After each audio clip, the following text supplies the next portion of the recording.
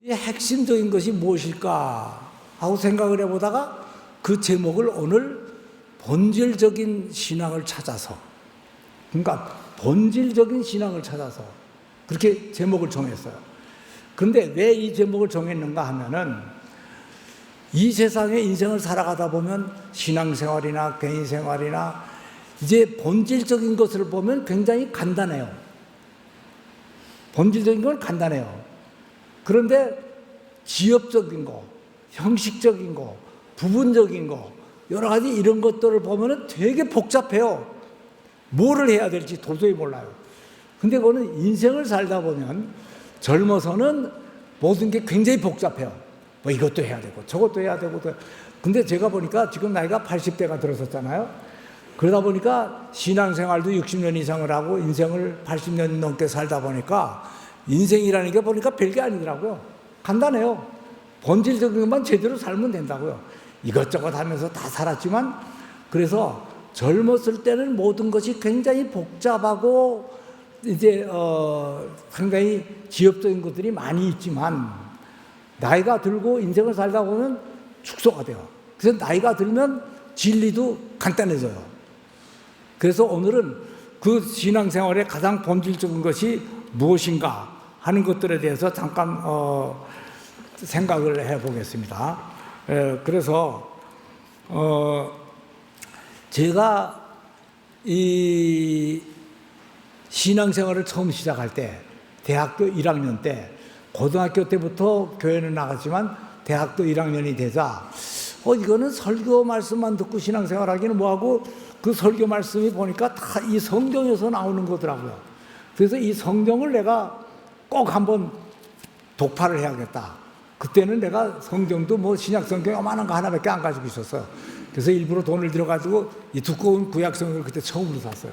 그래가지고 대학교 1학년 여름방학에 제가 삼각산 기도원으로 들어갔어요. 기도원도 아니에요. 삼각산 바위 위로 올라갔어요. 그리고 거기서 여름에 그때 여름이면은요, 고등학교 3학년 동안에 놀지도 못하고 죽으라고 시험 공부만, 입학 시험 공부만 했으니까 모든 친구들은 다 산으로 들러 놀러 가자 뭐 이렇게 되고 있는 마당에 나는 가만 생각해 보니까 이제 대학교를 들어왔다. 내 인생이 부모님 밑에서 이렇게 살아가는 그런 인생이 아니고 이제 나 혼자 독립해서 내 인생을 살아갈 일이 생겼구나. 그래서 이걸 어떻게 살아야 될 것인가. 그렇다고 그러면 신앙생활도 올바로 해야겠는데, 그렇다면 이걸 목사님 설교만 들을 것이 아니라 내 스스로가 이걸 제대로 읽어가지고 이 성경이 도대체 뭘 얘기하는지 그 가장 핵심적인 거를 찾아내겠다. 그걸 봐야겠다. 그래가지고 성경책을 하나 사들고 에이텐트 요만한 거, 그거 하나를 가면 딱 혼자 들어가 잠잘 수 있는 건데, 그걸 사들고 한 20일 동안 2주 이상을 3주 동안 가까이 삼각산에 올라가서 이 성경을 창세기 1장부터 마지막 계시록까지 다 한 번 읽었어요. 그때 읽을 때는 뭐 딴 거 없어요. 그냥 소설책 읽듯이. 읽어봤더니 뭐 모르겠더라고요.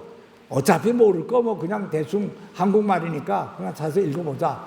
그래가지고 쭉 읽어보는데 다 읽고 났더니 마지막에 산에서 내려왔는데 다 잊어먹었어요. 무슨 얘기인지 잘 모르겠어요. 근데 마지막으로 딱 한마디 남은 말씀이 있는데, 그것이 바로 뭔가 하면 일의 전도서 12장 13절이에요. 네, 한번 알아두세요. 전도서 12장 13절.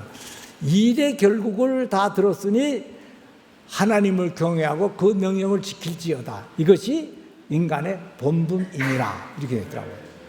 내가 인간으로 이 세상을 살아나가는데 뭐라고 살아야 되는지, 어떻게 살아야 되는지, 내 본분이 뭔지, 내가 어떤 존재인지 뭐 그때 잘 몰랐어요. 그런 걸 대학교 1학년 때니까 몰랐는데, 일의 결국을 다 들었으니, 다 보았으니 하나님을 경외하라 이거예요.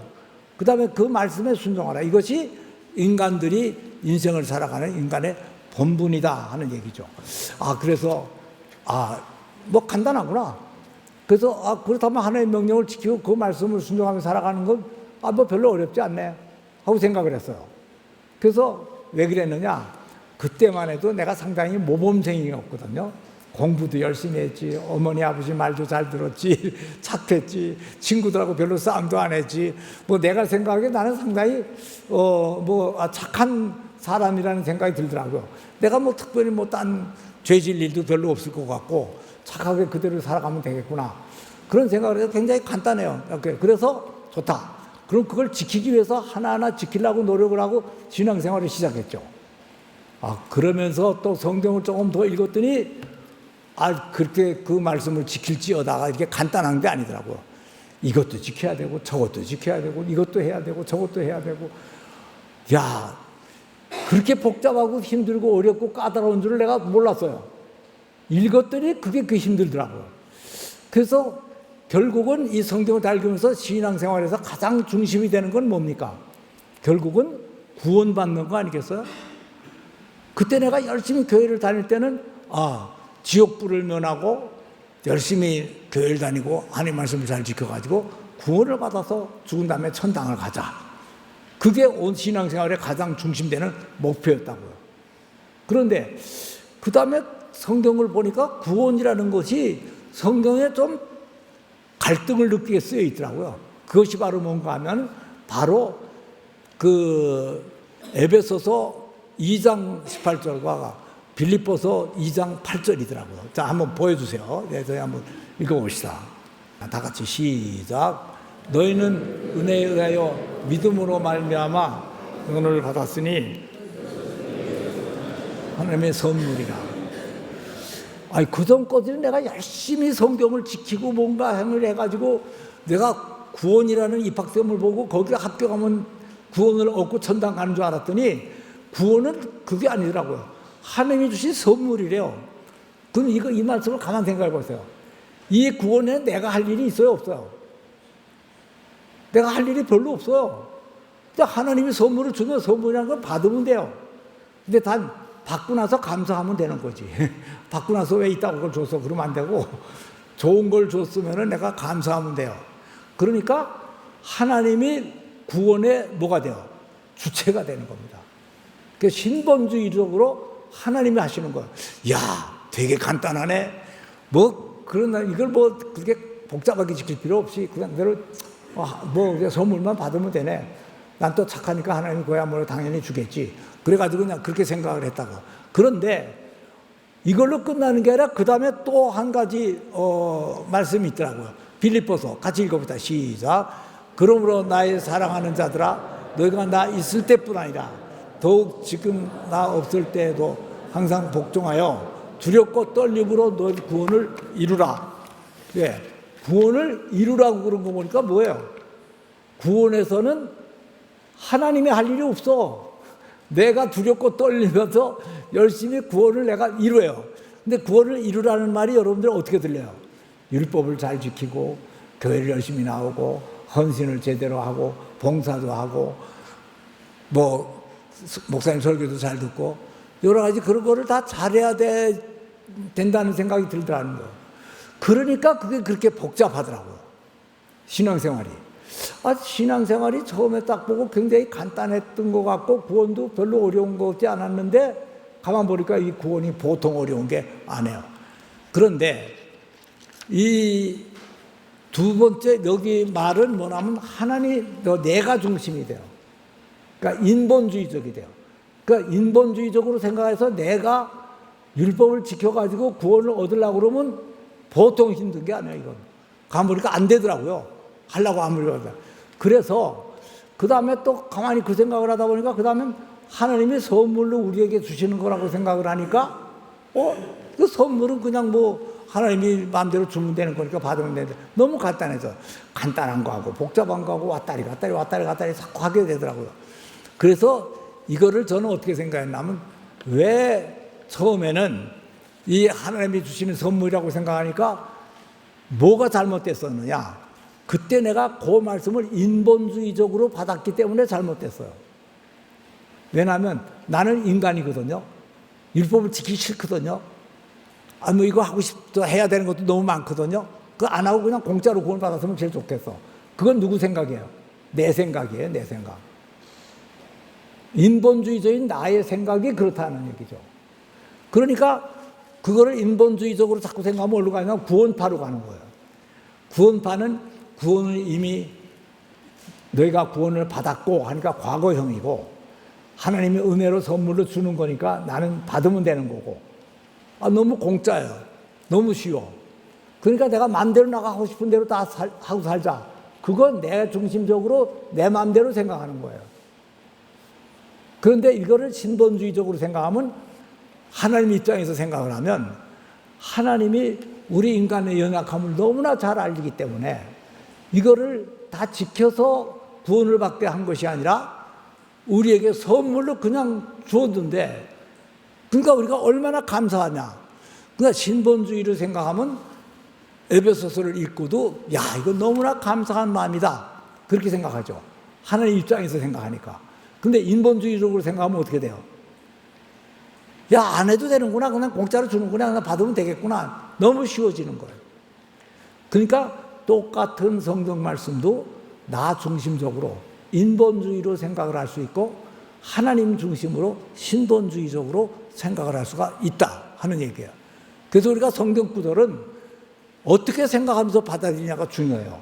그 다음에 두렵고 떨림으로 너희 구원을 이루라 한 거니까 나보고 하라고 그러는 거겠지. 그런데 구원이라는 거는 그렇게 간단한 게 아니에요. 그냥 이 세상에서 교회 다니고 적당히 편안하게 살다가 죽은 다음에 천당만 가면 되는 게 아니라고요. 천당에 가서 어떻게 살 것이며, 누구하고 살 것이며, 무엇을 하며 살 것이며, 뭐를 누려야 될 것인가 하는 거예요. 그러니까 구원이라는 거는 천당만 가면 되는 것이 아니라 천당에 가서 우리가 행복하게 살 수 있는 준비를 해야 되는 거라 하는 얘기죠. 내가 이민을 간다, 미국을. 그 이민을 간다 그러면 이민을 가면 되는 게 아니에요. 가가지고도 거기에 해야 될 일이 너무나 많아요. 거기서도 부지런해야 되고, 거기서도 성실해야 되고, 그 다음에 근검절약해야 되고, 신의를 지켜야 되고, 거기서 오히려 그걸 안 지키면 한국에서보다 더 못 살아, 잘못하면. 이북에서 탈북하는 탈북민들이 야, 요 중국 요 경계서만 넘고 수도서만 넘고 이렇게 해서 어떻게 남한에 오면은 정말 억압에서 자유를 누리면서 아주 잘 살게 될 것이다. 남한은 아주 경제가 발달된 것이니까 그것에서 아주 내가 행복한 삶을 누릴 수가 있을 것이다. 그 목숨을 걸고 넘어와요. 압록강을 빠지고 얼음을 딛고 두만강을 건너서, 그리고 그냥 중국을 건너가지고 태국을 가서 왔다가 그냥 정말 그 탈북한 얘기를 들으면 정말 눈물 없이는 들을 수 없는 얘기가 많아요. 그런데 그 사람들 중에서 많은 사람들이 중간에 탈락을 하고 인생의 회의를 느끼고 그래가지고 탈북 괜히 했다 하는 생각이 들고 오히려 더 불행하다. 요전에 아마 우리 박 목사님이 그 얘기했던가? 탈북해가지고 더 불행해졌다는 얘기예요. 왜요?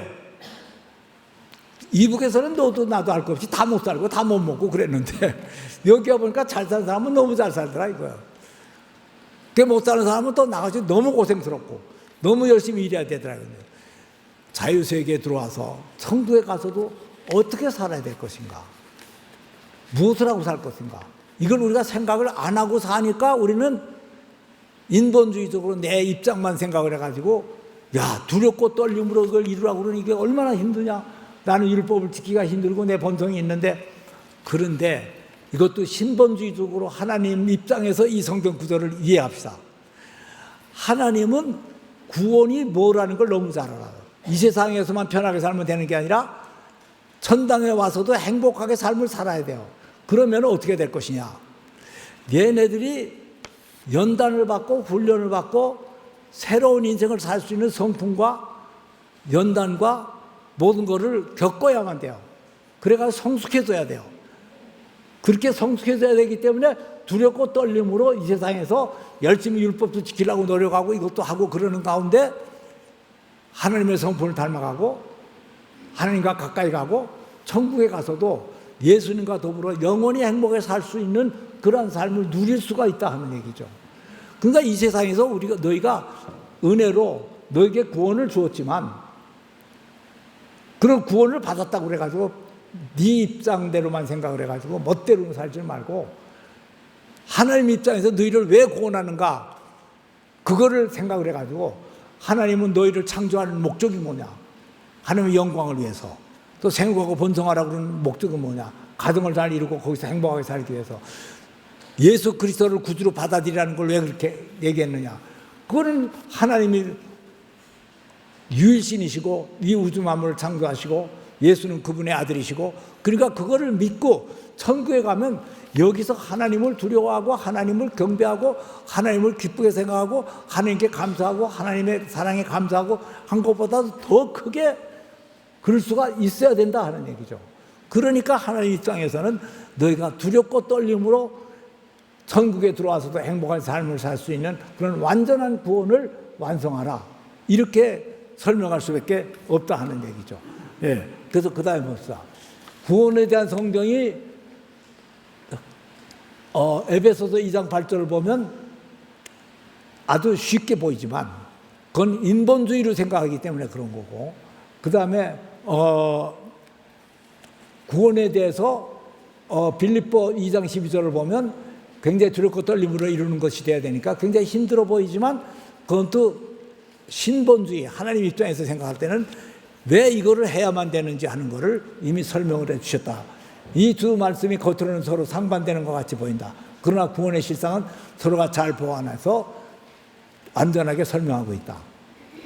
그러니까 구원은 서로가 상반되는 에베소서하고 빌립보서하고 두 개가 합쳐져야 완성이 되는 거예요. 서로가 상반되는 게 아니에요. 그래서 하나님 입장에서 생각을 하면, 신본주의적으로 생각하면 그게 다 옳은 거라 하는 얘기죠. 예. 그래서 인간들은 신본주의와 인본주의, 영혼과 육체 사이에서, 신본주의와 인본주의, 또 영혼과 육체 사이에서 항상 갈등하며 살아간다. 그래서 이 둘을 잘 조화시켜야 된다. 그 이유는 인간들은 영적인 존재이지만 육신에 갇혀서 살고 있기 때문이다. 예. 이래서 우리가 어떤 존재인가 하는 것을 알아야 돼요. 그래서 소크라테스도 네 자신을 알라고 그랬는 거예요. 근데 소크라테스는 너 자신을 알라고 얘기만 했지 너는 어떤 존재라는 얘기는 한마디 못했어. 근데 성경에는 너 자신을 알라 소리는 없어. 근데 너 자신이 어떤 존재냐 하는 걸 너무나 자세히 설명되어 있어. 그래서 그 말씀을 한번 봅시다. 창세기, 제사로니까, 로마서, 갈라디아, 빌립보, 한번 그 말씀을 하나하나 우리가 분석을 하면서 우리가 이해를 해봅시다. 내가 어떤 존재인가 우선 생각을 하세요. 여호와 하나님이 땅의 흙으로 사람을 지으시고 생기를 코에 불어넣으시니 생명이 된지라. 나는 누구예요? 어떤 존재예요? 육신을 지었고 흙으로 지은 육신에 하나님의 생기가 들어가 있는 영적인 존재라 하는 얘기야. 그러면 나에게는 육신도 있고 영도 있는데 뭐가 진짜 나예요? 여러분들이 성경을 보면 알 수가 있는데 영혼이 내 진짜 나예요. 육신은 나를 담고 있는 그릇이에요. 예. 그러니까 그거를 알아야 된다. 그러니까 우리는 그렇게 창조가 됐어. 근데 하나님이 우리 인간을 만들 때 하나님은 어떤 공간과 시간을 초월하는 무한한 존재이시지만 우리 인간은 우선 그렇게 창조하지 않고 영적인, 하나님의 영을 받은 영적인 존재이지만 그 영을 우리 육신이라는 흙으로 만든 육신 속에 집어넣어 놨다고요. 그러니까 육신적인 제약을 항상 받으면서 영적인 거를 생각하면서 살아야 돼. 그러니까 복잡하지. 또 그 다음에 평강의 하나님이 친히 너희 온몸을 거룩하게 하시고 또 온 영혼과 혼과 몸이 우리 주 예수 그리스도께서 강림하실 때 흠없이 보존되기를 원하노라. 그래서 하나님은 우리의 영과 혼과 몸, 영혼, 육이 온전하게 보존되기를 원한다 이거예요.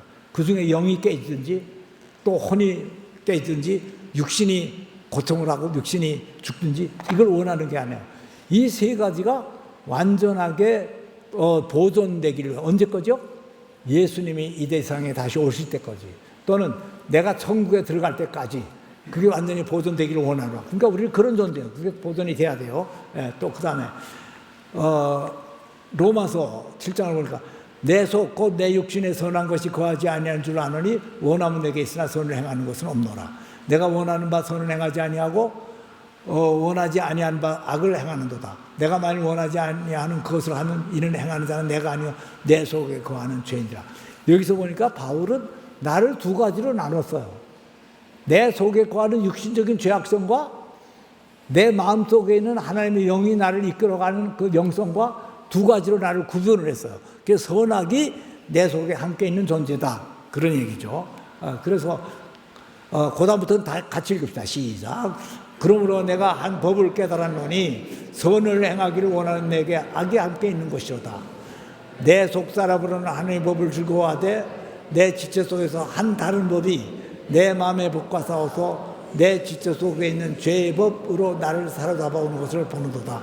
오라 나는 공고한 사람이로다. 이 사망의 몸에서 누가 나를 건져내랴. 그러니까 선과 악이 내 속에 같이 거하는데 중심으로는 하나님의 법을 즐거워하지만 내 육신의 지체가 내가 그걸 가지고 세상적으로 자꾸 나가기를 원한다 이거죠. 이거를 끝까지 내가 여기서 벗어날 수 없구나.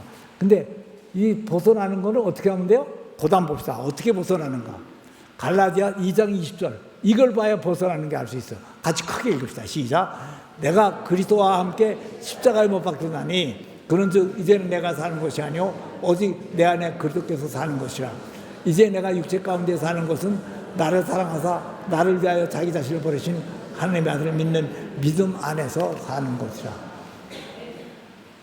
내가 그리스도와 함께 나의 육체적인 모든 걸 십자가에 못 박혔대요. 그냥 죽어야 된대요. 그래서 우리가 죽어야 부활을 하는 거예요. 왜? 그래서 우리가 죽어야 천당에 가는 거예요. 그냥 죽지 않고 그냥 천당으로 바로 데려가면 얼마나 좋겠어요. 근데 그렇게 하지 않으신다 이거죠. 참 그러시잖아요. 왜 그렇게 하시는지 모르지만 그래서 내 육신은 죽는데 당장 죽으면 내가 관으로 들어가 버리니까 죽이지 않고 내 육신을 내 스스로가 죽여야 된다는 거예요. 그리고 어떻게 돼? 예수 그리스도가 내 안에 들어와서 예수 그리스도의 영이 나의 영과 연합을 해가지고 판단하고 이리 가라 저리 가라 이렇게 해라 저렇게 해라 하는 거를 들어가면서 내 육신이 그거를 따라가면서 살게끔 해주신다 이거예요. 그 말씀을 여기서 하는 거죠. 그래서 인본주의적인 사고와 신본주의 사고는 신앙생활과 결혼생활의 모든 것에 다 깔려있다. 그래서 우리들은 이 둘 사이에서 항상 갈등하고 왕복을 하면서 살아가고 있다. 예, 인본주의와 그 신본주의는 결혼생활에서 어떻게 달라지는 줄 아세요? 본질과 부수적인 것이 어떻게 달라요?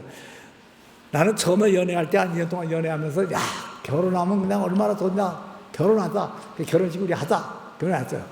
그랬더니 결혼하려고 그랬더니 어찌나 복잡한지 몰라요. 식장을 어디서 잡아야 되는지 어디 예약을 해야 되는지 뭐 꽉 차 있대지 뭐 여기 하려고 하는데 저기는 안 되지 또 그 다음에 예물이 있대네 또 이건 예물은 또 뭐를 갖다가 예물해야 되고 남자는 또 무슨 예물해야 되고 여자는 무슨 예물해야 되고 또 주례는 누가 서야 되고 근데 누구 목사는 또 안 된대네 누군 또 된대네 뭐 그래가지고 그 다음에 뭐 저 찬양은 누구한테 시켜야 될지 또 손님이 몇 사람이나 올지 이게 도대체가 100명이 올지 50명이 올지 300명이 올지 도대체 걷잡을 수가 없고 몇 명을 밥을 준비해야 되는지 식사는 뭘로 해야 되는지 뭐 뷔페는 5만 원짜리 해야 되냐 10만 원짜리 해야 되냐 골치가 아파. 그런 데다가 보니까 또 뭐야 돈도 만만치가 않아. 이것까지 감안하고 여건도 감안하고 우리가 본질은 서로 사랑을 해가지고 같이 살기 위해서 결혼식을 올리는 거예요. 그렇죠? 그러면 어떻게 해요? 그래서 미국에서는 간단히 목사님 앞에 가서 구리 반지라도 서로 끼고 이렇게 해가지고 우리 평생 같이 살겠다 하고 하나님 앞에 선서하면 그걸로 끝나요.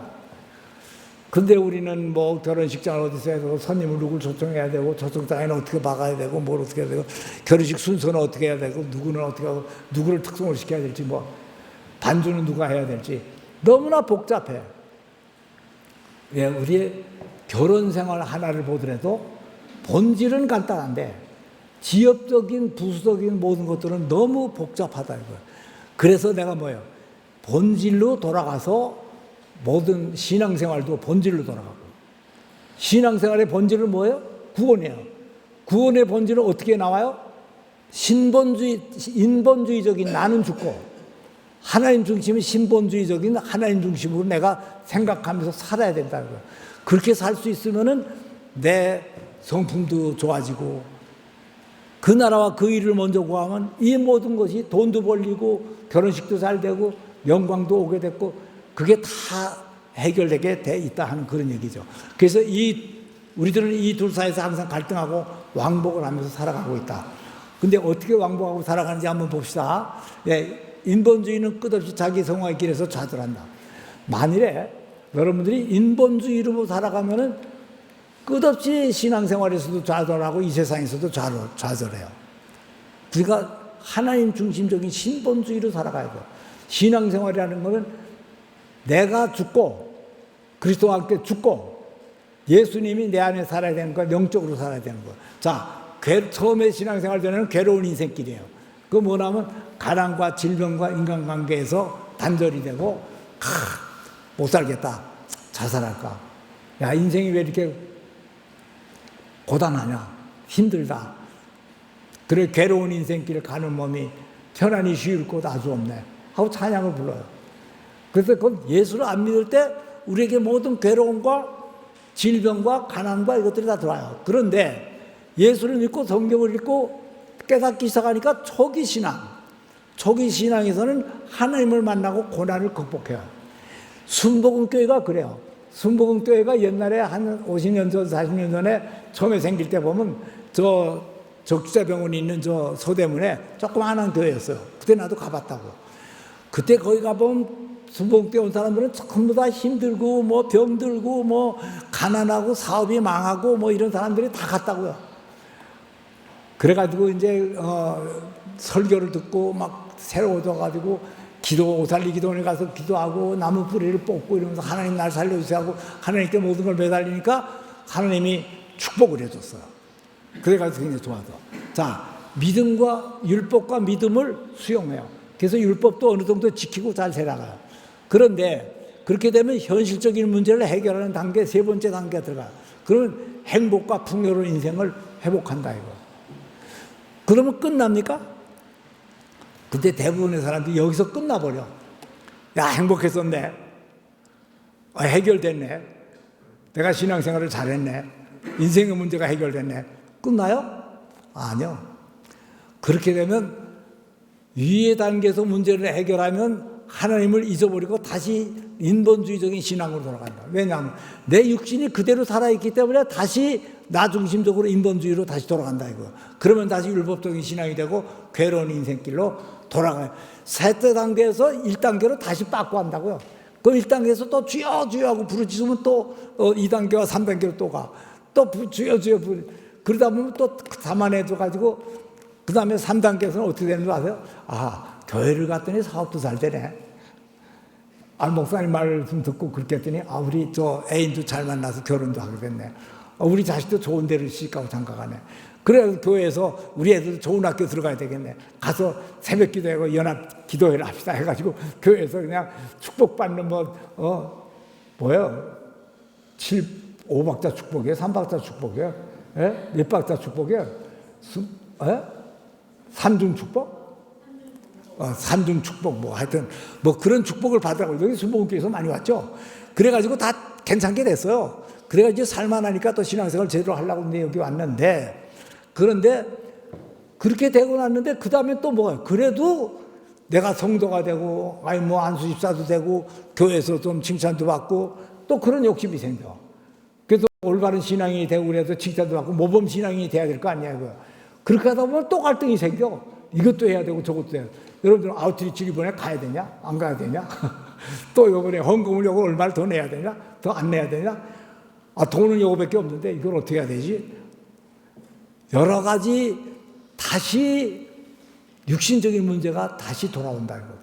그러면은 그러한 고난이 다시 와요. 그러면 처음에는 못 먹고 못 입는 고통스러운 1차적인 고난이었는데 그 다음에는 질병과 그 다음에 이 가난과 이런 것들은 다 해결됐는데 그 다음에는 더 높아지려는 욕심이 생기는 거예요. 그것도 결국은 나예요. 기본적인 걸 요구하는 것도 나지만 더 높은 걸 요구하는 것도 나예요. 그럼 내가 살아나는 거예요. 그러니까 인본주의가 다시 살아나. 그렇게 뺑뺑 돌아 자꾸. 그러니까 그럴 때 어떻게 해야 되느냐? 그럴 때 신본주의적으로 하나님 중심으로 생각을 해야 돼요. 에베소서를 생각하니까 선물로 주셨구나. 그럼 나는 구원 받았어. 그렇지만 하나님은 내가 하늘나라에서 영원히 나를 데리고 같이 살려고 그러기 때문에 내가 이 세상에서 열심히 하나님과 더불어 같이 사는 걸 연습하지 않으면 안 되는구나. 그래서 하나님은 아브라함과 이삭과 야곱을 하나님의 백성으로 이스라엘을 선택했으면서도 아브라함에게 뭐라고 그랬는 줄 아세요? 너희 자손이 400년 동안 애굽에 가서 종살이를 하면서 살게 될 것이다 하고 얘기를 하는 거예요. 그 이스라엘이 애굽에 들어가서 400년 종살이 한 거는 우연히 된 일이 아니에요. 하나님이 아브라함을 택했을 때부터 계획하신 거예요. 왜요? 가나안에 들어가서 살면은 하나님을 섬기면서 영원히 하나님께 영광 돌리면서 살아야 될 수 있는 문화와 그런 습성과 성품과 그걸 다 완성해야 되기 때문에 그런 과정을 겪게 하신 거라고. 우리 인생에서도 마찬가지예요.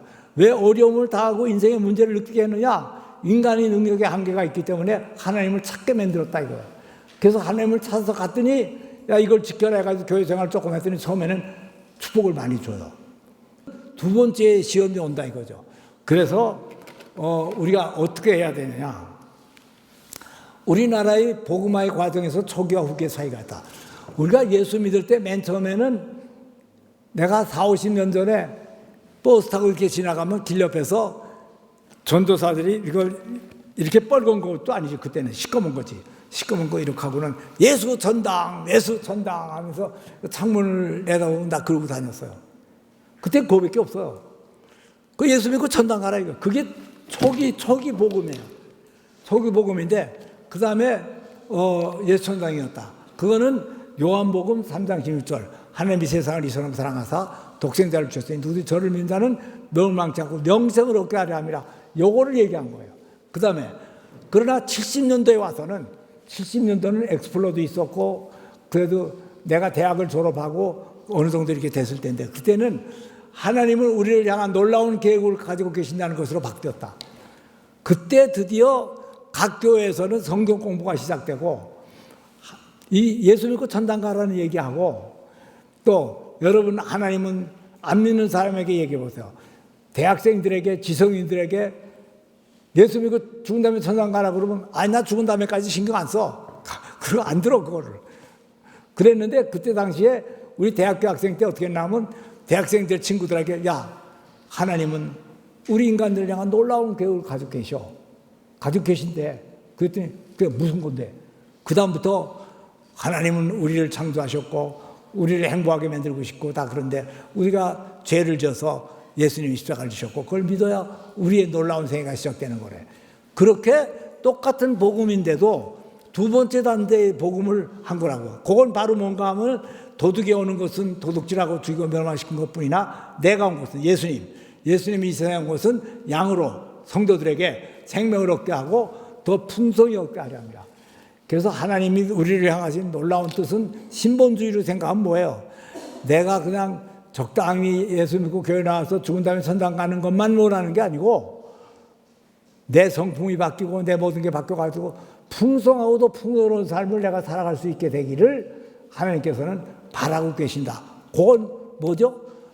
신본주의로서 하나님의 입장을 이해해야 되는 거예요. 그걸 이해하고. 그래서 신앙에서 본질적인 것과 지엽적인 걸 한번 생각해 봅시다. 근원적이고 본질적인 것은 원래가 복음, 영혼, 은혜, 이상, 믿음 이런 거예요. 근데 복음을 지엽적인 것으로 인간이 뭘로 바꾸나? 종교로 바꾸고 영혼을 육체로 바꾸고 은혜를 행동으로 바꾸고 이상을 현실로 바꾸고 믿음을 율법으로 바꿔가지고 신앙생활을 하려고 그런다 이거죠. 그래서 우리 삶은 항상 본질적인 것과 형식적인 것으로 나누는데 본질적인 것은 늘 지엽적이고 형식적인 것을 만들어낸다. 그렇잖아요? 자, 이상해요. 내가 본질은 사랑해서 결혼하는 거예요. 부부가, 남녀가. 그런데 결혼식을 올린다는 현실과 지엽적인 거 보면 많아요. 식장을 어디로 갔나, 뭘 어디로 갔나, 뭐 어디로 갔나. 너무나 많은 것들이 거기에 얽혀서 있다. 근데 그 중에 뭐 하나도 안 되면, 에이, 골치 아픈데 결혼 파국해버릴까? 그렇게 된다니까요. 나중에 디테일과 지엽적인 것이 너무 많아지다 보면 본질적인 것을 잃고 그거를 포기해요. 그러면 안 되죠. 하나님이 선물로 우리에게 구원을 주신 거를 잊어먹으면 그건 안 되죠. 우리가 둘이 사랑해서 결혼식을 하려고 그러면 다이아몬드가 없다, 뭐 결혼식장도 없다, 그거 상관없죠. 그러니까 둘이 앉아가지고 그냥 결혼식을 하고 살면 돼요. 본질은 그거예요. 근데 너무 지엽적인 것 때문에 본질적인 것들을 포기하면 안 되고, 우리가 너무 많은 것들을 알아도 골치가 아파진다 이거죠. 예. 그 다음에 신본주의 신앙은 성숙한 믿음으로 근원적이고 본질적인 것을 택하고 긍정적이고 적극적이고 낙관적이고 능동적인 생각을 가지고 살게. 그래서 우리 신앙생활에서 가장 중요한 게 뭔지 아세요? 긍정적, 적극적, 낙관적, 능동적인 생각을 가지고 살게 한다. 이것은 항상 기뻐하며 기도하고 감사하는 것으로 우리를 향한 하나님의 뜻이 된다. 네. 그래서 데살로니가전서 이게 신앙생활의 본질이에요. 한번 같이 크게 읽고 합시다. 시작. 항상 기뻐하라. 쉬지 말고 기도하라. 범사에 감사하라. 이것이 그리스도 예수 안에서 너희 향한 하나님의 뜻이니라. 신본주의적인 관점이에요. 하나님이 우리를 보는 관점이 이거예요. 그러니까 이거를 잊어먹으면 안 돼요. 그래서 그다음에 인본주의 신앙은 불신적인 것으로 지역적인 것과 형식적인 것을 택하여 항상 갈등하며 부정적이고 소극적이고 비관적이고 수동적인 생각으로 불행을 가져오게 한다. 아까 얘기한 낙관적인 거, 긍정적인 거 이런 모든 것들을 떠나가지고 부정적이고 소극적이고 비관을 하고 수동적인, 이건 결론을 따지면 믿음이 없기 때문에 그렇게 되는 거예요. 하나님 입장을 생각 안 하기 때문에 그런 거예요. 결론은 신앙생활에서 지엽적인 것을 버리고 근원적이고 본질적인 것을 찾아서 단순하게 살아가는 것이 굉장히 중요하다. 그래서 한 목사님이 옛날에 설교할 때 그렇게 말씀하시더라고요. 나이가 들고 신앙이 깊어지니까 세상이 단순해집니다. 그래요. 단순해집니다. 예. 하나님 우리 아버지고 내가 그 자녀니까 그 아들답게 살면 돼요. 끝나요. 뭐 너무 율법에 얽매일 것도 없어요. 뭐 이것도 해야 되고 저거 마음대로 자유를 누리는데 그 자유 속에서 하나님만 우리 주가 되시고 하나님이 주신 은혜를 잊어먹지 않고 거기에 합당하게 살면 돼요. 자, 기도합시다. 하나님 감사합니다. 저희가 너무 인생을 살면서 지엽적인 것과 부수적인 것과 형식적인 것에 얽매여서 너무나 힘들고 어렵게 살아왔던 것을 저희가 고백합니다. 그러나 이제 저희가 본질적이고 근본적인 하나님의 뜻을 먼저 깨달았사오니 저희가 인본주의적인 나 중심적인 생각을 버리고 하나님 중심적인 신본주의적인 생각으로 저희가 돌아갈 수 있게 인도하여 주시옵소서. 저희 신앙생활이 이렇게 복잡한 것이 아니고 하나님의 은혜로 주신 것이기 때문에 그렇게 은혜로 받고 감사하며 항상 기뻐하고 쉬지 않고 기도하면서 하나님께 영광 돌리는 삶을 살 수 있게 하여 주시옵소서. 예수 그리스도의 이름으로 기도합니다. 아멘.